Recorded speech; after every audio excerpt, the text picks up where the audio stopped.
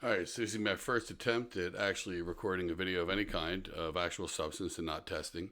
Hopefully, I can get an idea for positioning and sound with it, but I'm really going to make an attempt to actually do valid recording here. Hopefully, this whole leading can be edited out. If not, then we'll take care of that when the time comes. When I was in college, I was taking a religion course, and I was going to Seton Hall University, and I had a professor. I want to say it was Father Carbone or Father Gambino, I believe. I always say that they were either destined to be a Catholic priest or to have a crime family in New Jersey with the name. I did actually have as my priest growing up. Father Gambino was the one who actually confirmed me, and also I got my first Holy Communion from. Needless to say, I was at Seton Hall University and I was in a religious class, and he had talked about being able to share yourself with someone and the impact it has. And I'll never forget for the rest of my life the phrase he said. He said, the divulging of oneself is an invitation to intimacy. And his explanation was that as we share ourselves with people, as we explain experiences we've gone through, as we let our guards down, it's an invitation to the other people, like yourself and people you deal with every day, to sort of come on in and let's have a dialogue and let's talk and let's be open and put some of those barriers down.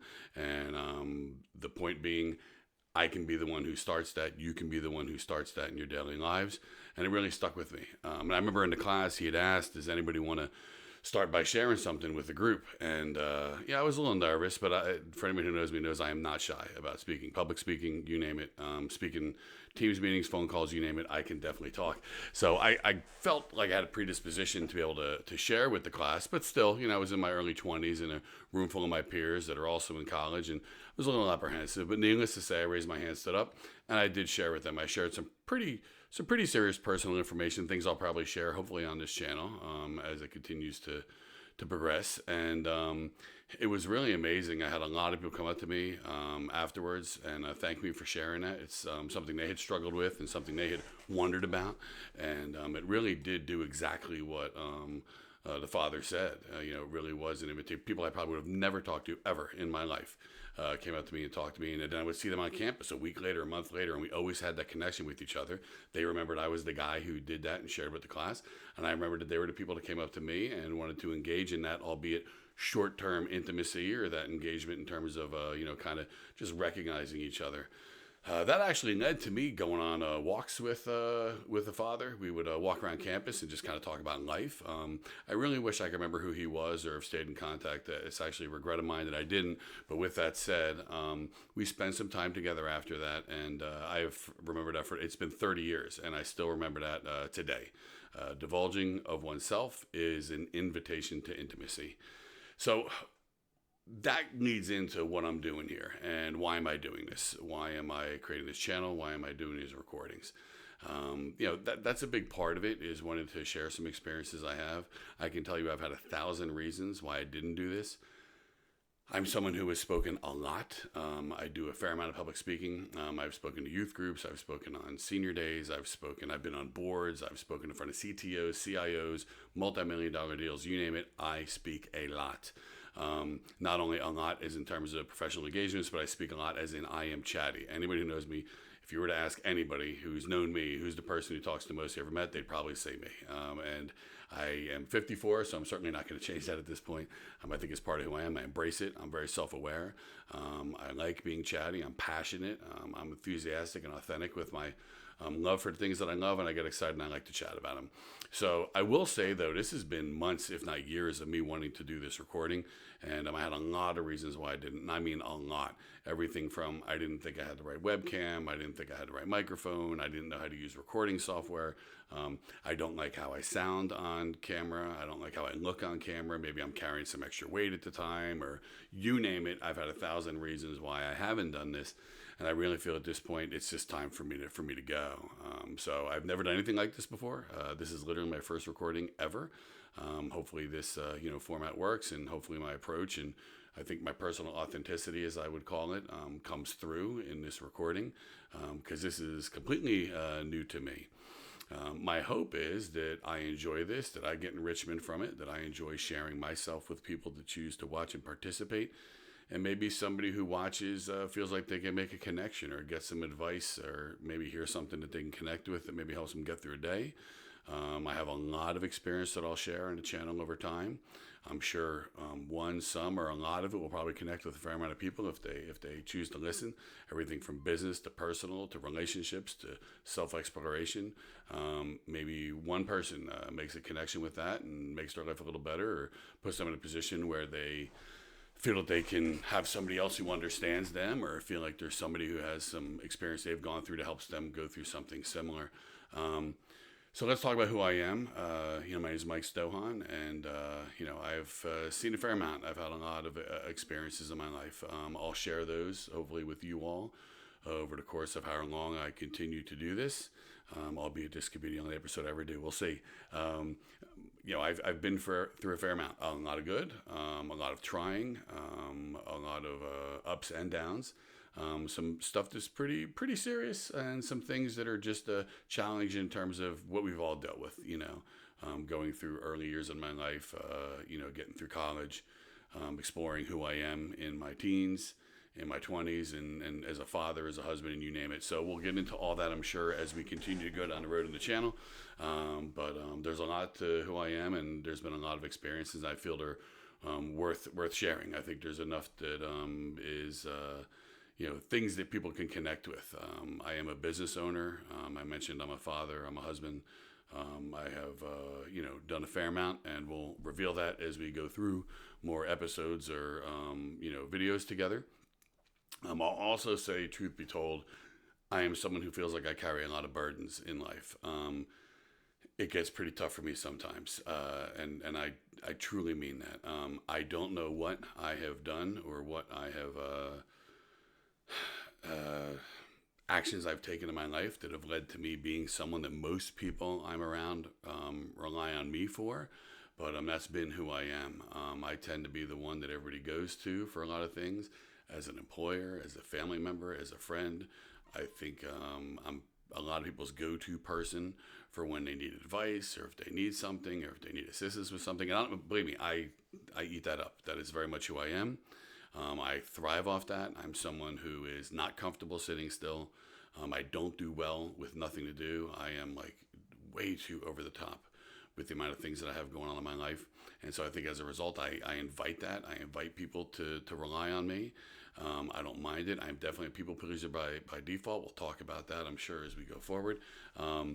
But I have to say, I really feel like I carry a lot some days. Some days it is about all I can handle. And I do struggle with that. I just texted a friend of mine the other day. I have a couple things going on with work and some personnel things, and a lot just kind of piling up. And I said to them, one of the most frustrating things for me and upsetting things for me is I'm someone that everybody goes to. I'm someone that everybody relies on. I'm someone people consult in and confide in. I genuinely don't feel like I have anybody that is my go-to person. If you asked me with a gun in my head, who's my person that I go talk to, truth be told, I just don't have one. That doesn't mean that my wife doesn't love me and wouldn't listen to me. And if I called my daughters, they would let me chew their ear off for as long as I needed to. I have coworkers and friends and family, my mom and dad, they would all listen to me. But in terms of me feeling like when I really need to get gut level honest and have somebody help me work through things, I just don't feel that I have that. And it's a pretty tough place to be when you feel like you don't have anywhere to turn. So I think as a result, I just carry that. I know it's not the healthiest thing in the world.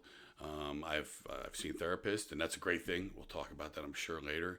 I absolutely, in every way condone therapy, seeing a counselor, seeing a psychologist, psychiatrist, whatever it is for you need. I absolutely love it. I always say it's almost as if I'm paying someone to hear every single thing I have to say that I need to get off my chest, and they're legally not allowed to tell anybody. So it's kind of nice to be able to have that relationship with them. I've had some wonderful ones over the years, and it really helps me. There's a woman, Angie, I've seen recently, and she asked me, she said, "What are you looking to get out of this? Like, what's your deal? Like, what's your motivation?" And I said to her, I'll be honest, I don't really have anything deep-seated, although I have some things that are pretty serious I've dealt with in my life, but nothing too crazy. I don't think there's going to be like a Goodwill hunting moment where, I realize it's not my fault, or, I have some, major breakthrough. For me, it's really just when it all builds up and when all the stress piles up, and when I'm kind of in my weak moment and I feel like I'm not having a lot of places to turn, being able to go in and talk to her really helps me just relieve that. And it's funny, she said, so in the industry, we call that a barf session. I hold out a big old bag and you do your business, and you walk out and you're probably good to go for another couple months, and I move on and there's nothing really to analyze. At the same time, I'm sure she's analyzing me and she's giving me some feedback on, her prognosis a little bit, in terms of ADHD and things of that nature, which, by the way, anybody could tell that within spending 5 minutes with me. But I definitely, condone, mental health and well-being, openly discussing and sharing, whether it be a therapist, whether it be a friend or whatever. For me, unfortunately, it's been professional help has been probably the most rewarding for me, because I guess I feel like since they've had those credentials, because they've met those accreditations, because they're a professional in listening to people, I guess you could say, I feel like there's a more than equal footing, meaning they are more than my peer. They're someone I look up to in terms of their just professional capability to listen to someone like me. So I've really enjoyed that. I'm also doing this because it potentially could be archiving for my daughters. We have a pretty big partner with the company, and again, this will all make sense as we continue to reveal more about what I do and go down more roads. But I had a colleague in the industry say to me, I love when I hear you talk about your daughters. And she said, I can listen to you for hours. And I do love my daughters. I will say one of the best things I ever did was be a dad. I've loved every moment from birth to now. And they're in their 20s and they're wonderful women. And I'm so proud of them. I could literally sit here and probably do hours on Sarah and Jennifer. They're a big part of my life. I was a big part of their childhood. And maybe someday they can look at these videos and maybe when I'm long gone, or maybe not, and just, really get a good chance to remember me and what I'm about and what made me tick, and maybe hear some things they didn't know, right? And that's okay with me. I always want to be open with them. We did a mission trip a few years back. My one daughter was part of the Fellowship of Christian Athletes with the group local, and they would do mission work. The specific work we did was down in the Bahamas, and it was with Haitian refugees. And they used to do a sort of a delousing element at the end of the day. They called it the rose and the thorn. And you would share what was the best part of my day, which would be the rose, I assume, and what was the most challenging part of my day, and what was the thorn. And, I'll admit, I think, especially amongst the dads, and especially amongst guys, because it's so well chronicled that men don't really share much emotion a lot of times and aren't really openly expressive with their feelings, especially in a group setting of 40 people with their kids and other parents and, other husbands. And I broke all those boundaries. If you know me, I could care less about that. You could put me in a room full of anybody, and I will just let it all spill, right? And people were saying simple things. Like the best part of my day was working with the kids, and the worst part was my feet were really sore at the end of the day from all the walking. Then it came to me, and within like a minute, I'm like full on crying, talking about the impact I've had. Realizing what these people don't have in their lives. And I specifically remember telling a story. At the houses we were working on, like barely even running water or electricity. And I was walking through the house, and I went to walk out the back, and there was a girl there. She had to be maybe like a 12 to 14-year-old Haitian girl, refugee. And she was just peeing in the backyard. And I want to be clear, whiskey bottles, beer bottles, leftover shopping carts from a local grocery store, just an absolute, it looked like a, kind of a garbage pile in the backyard. When I walked out, I was like, oh, I'm sorry. And she was like, oh, that's okay. Don't worry about it. And I'm thinking to myself, like, none of this is okay. I looked at it through the lens of my daughters and what they experienced at 12 and 14. And man, it hit me that this is what this girl's 12 to 14 looks like, right? Not even necessarily by choice at that age, but due to life circumstance of the people she's around, her mother, her father, whomever she has in her life.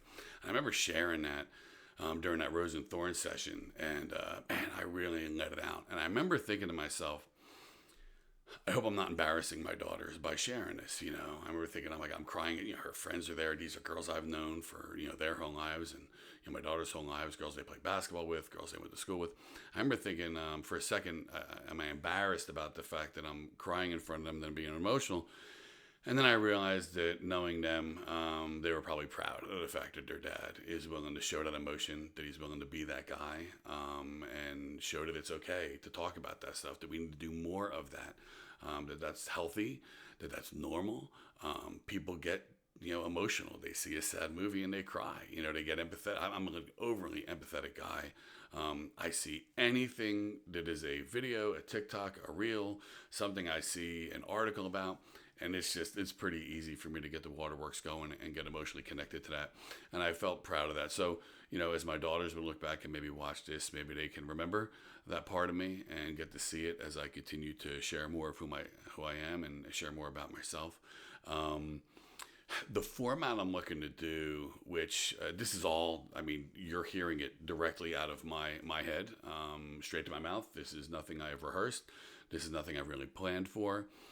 My goal is to actually have episodes, if you will, call it a podcast episode, maybe something like 15 to 20 minutes, and I'll focus on a particular topic, maybe something about myself that I feel like sharing and revealing that you probably wouldn't know at that point in my episodes, because I have quite a few things that I want to cover, and I'm not going to cover them all in a 20-minute span. Some are probably worth an entire episode's worth of discussion. So I'll probably focus on revealing some things about myself to pay homage to the professor and father at Seton Hall, divulging things of myself with you all. And that will be the kind of episodal type approach I'll take. And then as I randomly have stories or anecdotal things or daily occurrences or things I feel are noteworthy, things that are exciting, things I struggle with, things I'm excited about, things I'm proud of, you name it. I'll probably do those almost like quick hit, maybe a quick minute, 15 seconds. Again, I don't know how any of this works, so maybe we'll be editing this into small pieces. Maybe it'll be one big run on video.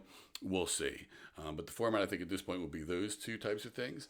And what I'll be covering is everything about me you could imagine. I certainly don't want to cover it all here, because I think some of it, like I said earlier, is worth longer term discussion for each topic.